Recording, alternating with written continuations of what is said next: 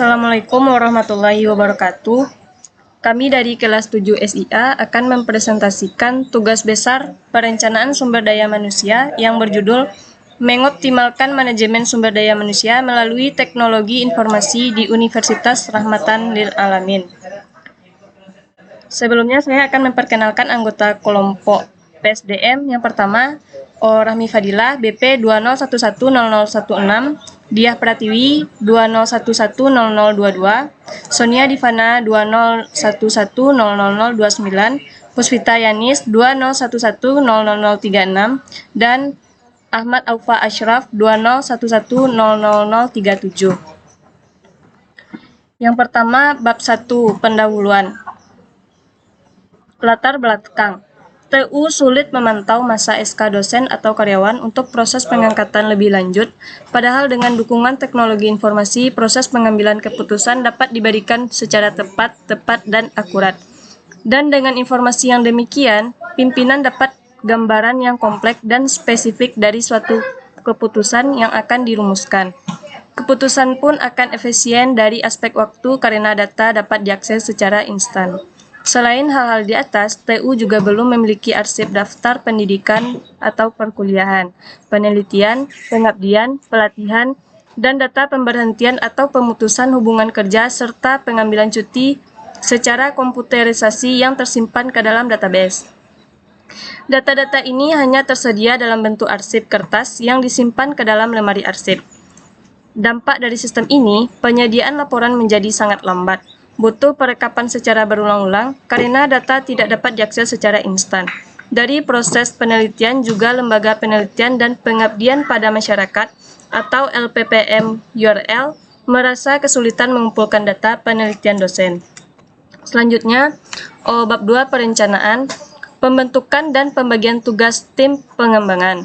Yang pertama ada tim pengembangan HRIS URL terdiri dari ketua tim yaitu kepala bagian TU, anggota tim terdiri dari 1 orang perwakilan dari LPPM, 1 orang perwakilan dari pimpinan, 2 orang tenaga ahli IT. Yang kedua, tugas dan tanggung jawab masing-masing anggota tim adalah sebagai berikut. Ketua tim. Yang pertama memimpin dan mengkoordinasikan kegiatan pengembangan HRIS. Yang kedua memastikan bahwa HRIS sesuai dengan kebutuhan pengguna. Yang ketiga, melakukan komunikasi dengan pengguna. Selanjutnya, anggota tim memiliki tugas dan tanggung jawab, yaitu yang pertama menyiapkan kebutuhan sistem, yang kedua melakukan analisis dan desain sistem, yang ketiga membangun dan menguji sistem, yang keempat mendokumentasikan sistem, kelima identifikasi masalah. Selanjutnya, identifikasi masalah. Berdasarkan permasalahan di atas, peneliti mendapatkan beberapa identifikasi masalah sebagai berikut. Yang pertama, bagian TU harus melakukan pemrosesan data SDM secara manual, termasuk pembuatan statistik kinerja karyawan dan dosen. Ini mengakibatkan waktu yang dibutuhkan lebih lama, dan mungkin adanya potensi kesalahan manusia. Yang kedua, sulitnya memantau masa SK dosen atau karyawan dapat menjadi kendala dalam proses pengambilan keputusan untuk pengangkatan lebih lanjut. Yang ketiga, bagian TU belum memiliki arsip digital untuk data pendidikan, penelitian, pengabdian, pelatihan, dan pemberhentian kerja.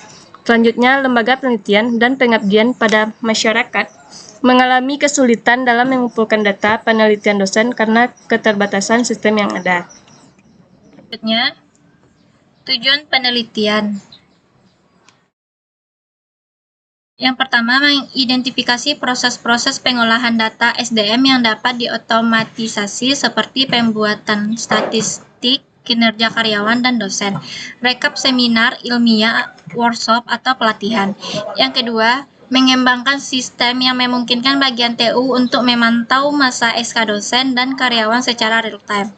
Yang ketiga, merangkap dan mengimplementasikan sistem pengolahan arsip elektronik untuk daftar pendidikan, penelitian, pengabdian, pelatihan, serta data pemberian atau pemutusan hubungan kerja. Yang keempat, menciptakan sistem informasi yang dapat membantu dalam memantau dan evaluasi kinerja karyawan dan dosen. Selanjutnya, 2.4 ruang lingkup pengembangan. Yang pertama, pengelolaan Data SDM yang meliputi data pribadi, data pendidikan, data pelatihan, data penelitian, data pengabdian, data mutasi, data cuti, dan data lainnya. Yang kedua, arsip data daftar pendidikan perkuliahan, penelitian, pengabdian pelatihan, data pemberhentian dan pemutusan hubungan kerja, dan pengambilan cuti. Hal ini bertujuan untuk meningkatkan aksesibilitas data dan mengurangi keterlambatan penyediaan laporan. Yang selanjutnya bab 3, analisis. 3.1, analisis masalah dan risiko sistem yang berjalan. Yang pertama, 3.1.1, analisis permasalahan. Dalam mengoptimalkan manajemen sumber daya manusia atau SDM melalui teknologi informasi di Universitas Rahmatan Lil Alamin, beberapa masalah krusial mungkin timbul. Salah satu tantangan utama adalah ketidaksesuaian antara fungsional sistem yang dikembangkan dan kebutuhan nyata pengguna. Kemungkinan penyebabnya adalah kurangnya pemahaman yang dalam mengenai kebutuhan pengguna, sehingga dalam penghambat penerapan yang efektif. Masalah lain yang perlu diperhatikan adalah kesulitan integrasi dengan sistem yang sudah ada di universitas. Kurangnya efisiensi dan kompleksitas operasional dapat timbul karena sistem yang dikembangkan tidak dapat berintegrasi secara mulus dengan infrastruktur yang sudah ada. Oleh karena itu, perlu dilakukan upaya yang makin besar untuk memastikan kompatibilitas dan kelancaran operasional. Masalah kualitas data yang tidak akurat dan tidak terkini juga menjadi hambatan serius. Data yang tidak dapat diandalkan dapat merugikan perencanaan SDM, sehingga memerlukan usaha tambahan untuk membersihkan dan memvalidasi data yang ada, sehingga data tersebut dapat memberikan dasar yang akurat untuk mengambil keputusan. Untuk mengoptimalkan pengembangan sistem informasi SDM, perlu dilakukan pendekatan yang berfokus pada pemahaman mendalam akan membutuhkan pengguna, integrasi yang efisien dengan sistem yang sudah ada, kebersihan dan keakuratan data, fleksibilitas terhadap perubahan kebijakan, serta pelatihan dan dukungan yang memadai bagi pengguna sistem. Dengan mengatasi masalah-masalah tersebut, sistem dapat menjadi alat yang lebih efektif dalam mendukung manajemen sumber daya manusia di lingkungan universitas.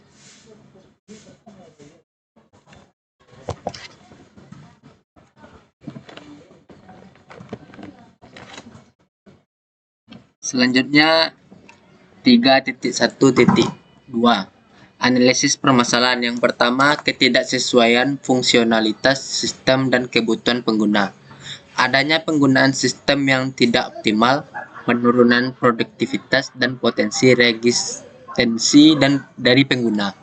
Yang kedua, kurangnya pemahaman mendalam tentang kebutuhan pengguna, adanya potensi kesalahan dalam perancangan sistem, ketidakmampuan sistem memenuhi kebutuhan utama, dan hambatan dalam penerapan efektif. Yang ketiga, kesulitan integrasi dengan sistem yang sudah ada, gangguan operasional, peningkatan kompleksitas, dan risiko kegagalan dalam berintegrasi dengan infrastruktur yang sudah ada. Yang keempat, kualitas data yang tidak akurat atau tidak terkini, pengambilan keputusan yang tidak dapat diandalkan, potensi kerugian finansial, dan reputasi yang terkoyak akibat informasi yang tidak benar.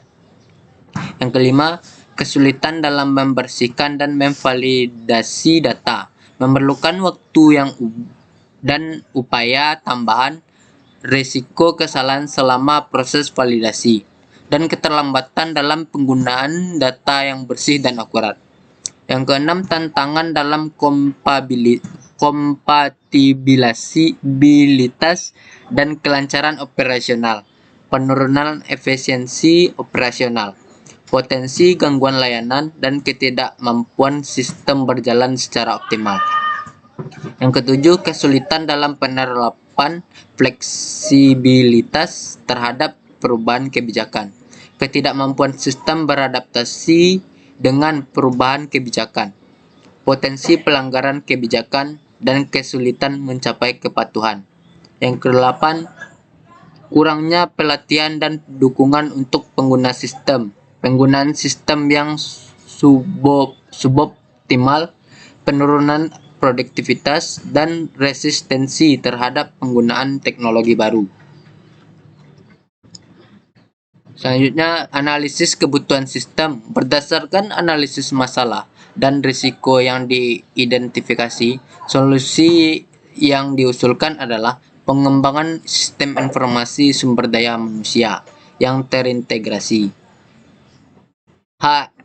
RIS yang terintegrasi diharapkan dapat mengatasi sejumlah permasalahan yang muncul seperti berikut. Yang pertama, meningkatkan efisiensi dan efektivitas pengolahan data SDM. Yang kedua, meningkatkan kualitas pengambilan keputusan terkait dengan sumber daya manusia. Yang ketiga, meningkatkan layanan kepada dosen, karyawan, dan pimpinan.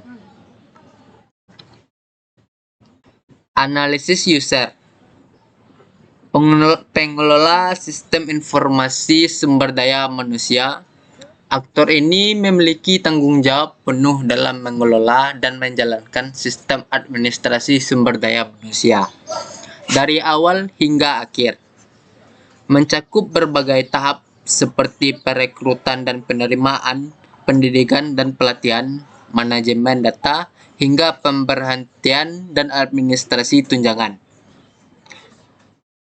Tim pengembang. Tim pengembang yang terdiri dari para ahli teknologi informasi memiliki tanggung jawab krusial dalam merancang, mengembangkan, dan mengimplementasikan sistem informasi sumber daya manusia berbasis teknologi informasi di Universitas Rahmatan Lil Alamin. Pengguna sistem. Pengguna sistem melibatkan para staf dan manajer di Universitas Rahmatan Lil Alamin yang akan menggunakan sistem informasi sumber daya manusia untuk menjalankan berbagai tugas terkait perencanaan sumber daya manusia. Manajemen universitas. Peran manajemen universitas sangat krusial dalam proses pengembangan sistem informasi sumber daya manusia.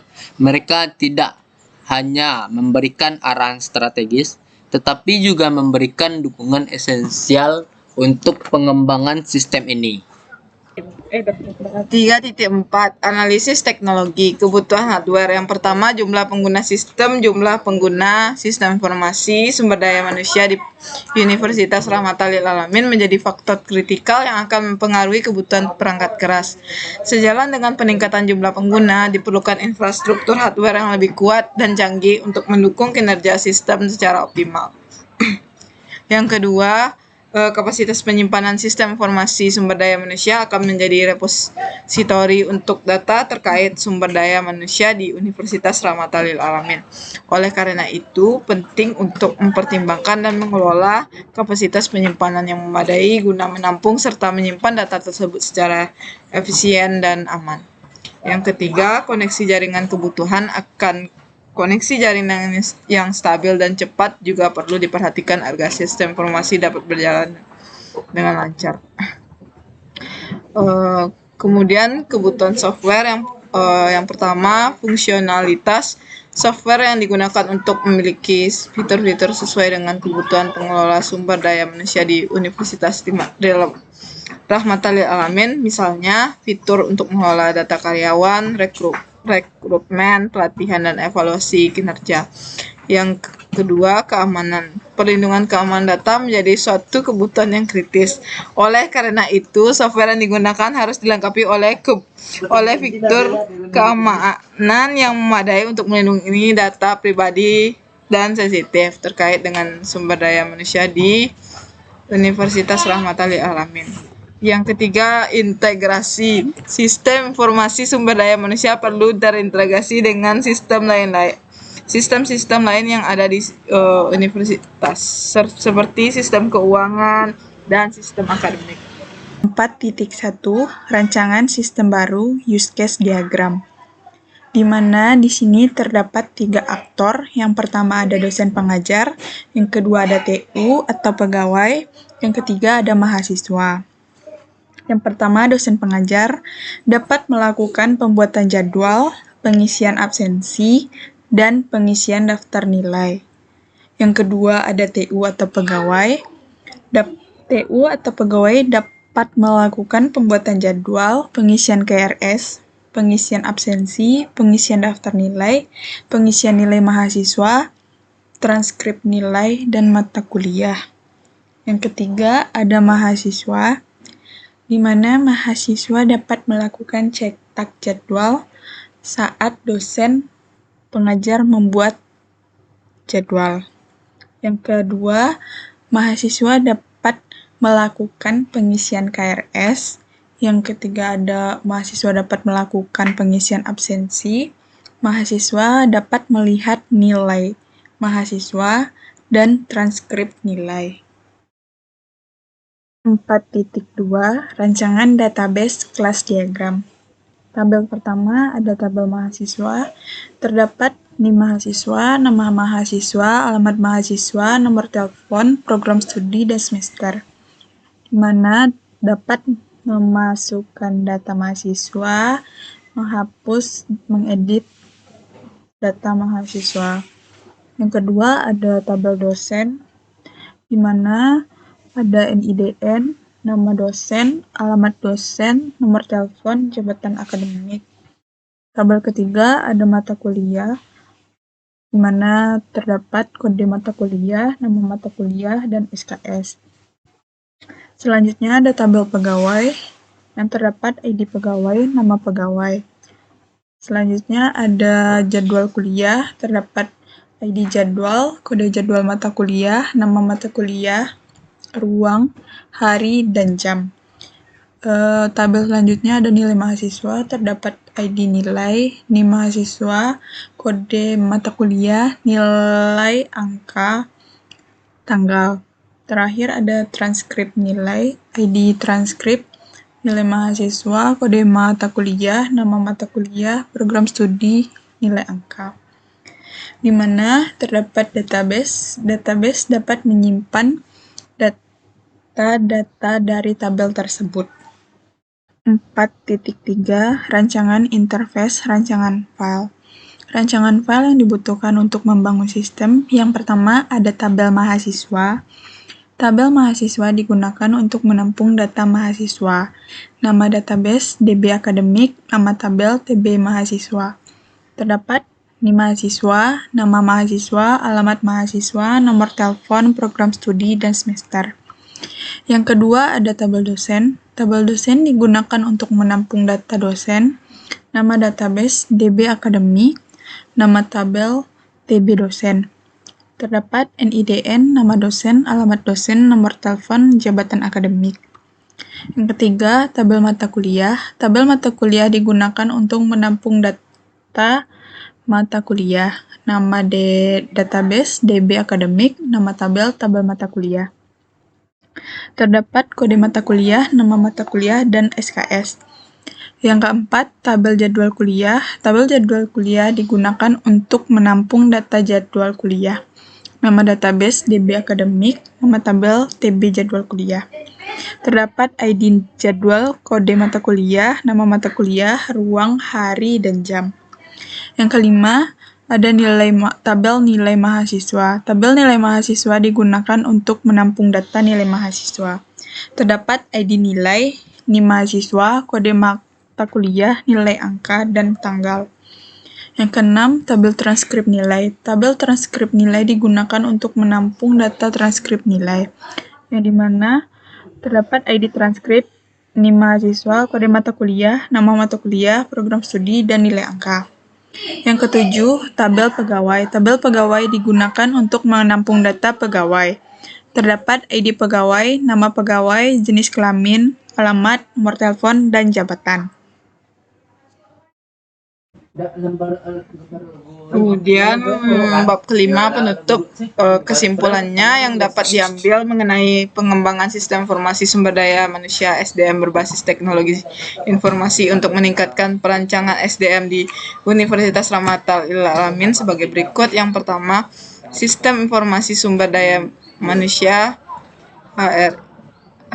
HRIS adalah sebuah sistem berbasis komputer yang berfungsi mengatur, menganalisis, dan mengelola sumber daya manusia sehingga diperoleh informasi yang tepat guna untuk mengambil pengambilan keputusan. Yang kedua, harus mengelola dan menjalankan sistem administrasi SDM mulai dari perekrutan dan penerimaan, pendidikan dan pelatihan, manajemen data, hingga pemberhentian dan administrasi tunjangan. Yang ketiga adalah penerapan terhadap model HRIS yang meliputi subsistem input, SIA, penelitian SDM, dan intelijen SDM, serta output subsistem perencanaan kerja, perekrutan, manajemen angkatan kerja, tunjangan, benefit, dan pelopor lingkungan. Yang keempat, dalam pelaksanaannya, kegiatan HRIS dilakukan oleh HRD, Human Resource Department, yang mengelola seleksi dan rekrutmen, pelatihan dan pengembangan, kompensasi dan manfaat, manajemen kinerja, perencanaan karir, hubungan karyawan, manajemen pemisahan, dan administrasi personalia. Kemudian untuk sarannya, saran untuk pengembangan sistem informasi sumber daya manusia berbasis teknologi informasi di Universitas Rahmatal Lil Alamin adalah sebagai berikut. Yang pertama, mengimplementasikan HRIS untuk mengelola seluruh proses administrasi SDM, mulai dari perekrutan hingga pemberhentian karyawan, sehingga dapat meningkatkan efisiensi dan akurasi dalam pengelolaan data SDM. Yang kedua, memastikan bahwa sistem informasi SDM yang dikembangkan memiliki karakteristik informasi yang tepat waktu, akurat, ringkas, relevan, dan lengkap. Kemudian yang ketiga, melibatkan tim HRD yang terampil dan terlatih dalam pengelola sistem SDM sehingga dapat memaksimalkan manfaat yang diperoleh dari penggunaan teknologi informasi dalam perencanaan SDM. Sekian kami ucapkan terima kasih. Wassalamualaikum warahmatullahi wabarakatuh.